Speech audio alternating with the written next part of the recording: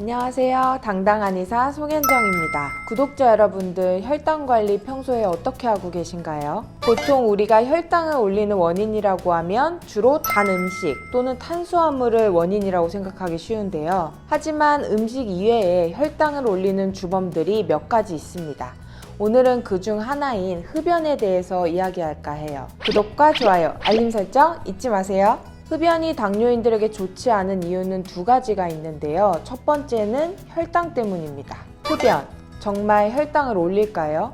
이미 흡연과 혈당에 관한 연구들이 많이 나와 있는데요. 미국 화학학회에서는 흡연을 하는 당뇨병 환자의 혈액 샘플을 이용한 실험 연구 결과 담배의 니코틴이 당화 혈색소 레벨을 34%나 높였다고 발표하였고, 영국 옥스퍼드 대학교와 중국 북경대학교 연구진은 흡연자의 당뇨 발병 위험이 30%가량 증가한다고 밝혔습니다. 또 다른 연구에서는 혈중 니코틴 수치가 올라갈수록 혈당도 증가한다는 연구도 있었습니다. 흡연이 당뇨인에게 좋지 않은 두 번째 이유는 바로 혈액순환 때문입니다. 담배는 지구촌에서 가장 유명한 기호식품이죠. 최근에는 국민 건강 개선을 위해 세계적으로 금연을 권장하는 추세인데, 그 이유는 담배가 연소되면서 나오는 유해 물질들 때문입니다. 그 중에서 누구나 아는 가장 대표적인 유해 물질이 바로 니코틴인데요. 담배를 필 때 불완전 연소가 되면서 나오는 일산화탄소가 기도를 통해 폐 속으로 들어왔을 때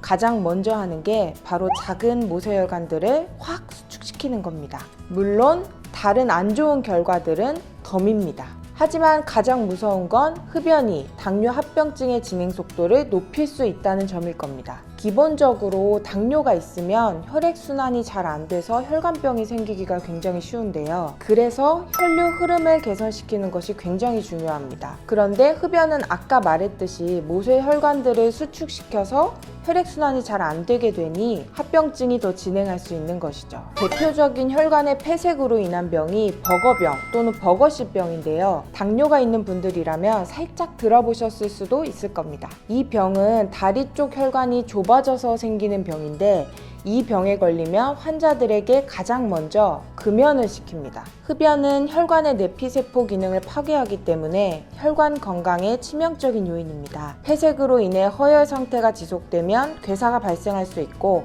반대로 혈액의 흐름만 잘 된다면 시간이 오래 걸려도 증상의 개선을 기대할 수 있는데요. 버거시병이 있는 환자분들이 금연을 하는 이유처럼 당뇨가 있으시다면 혈액순환 개선을 위해 금연을 꼭 하셔야 합니다. 흡연자분들 중에서 담배 끊으면 오히려 살찌는데 이게 당뇨에 더 안 좋은 거 아닌가요? 라고 질문하는 분들도 계십니다. 담배를 끊게 되면 니코틴의 혈액 농도가 갑자기 감소하면서 정신적인 불안, 초조, 집중력 감소, 억제됐던 식욕 증가 등의 금단 현상이 나타나게 됩니다. 이때 군것질을 통해서 금단 현상을 해소하는 경향이 있는데요. 이 때문에 금연을 하면 곧 체중이 증가한다고 오해하시는 분들이 많아요.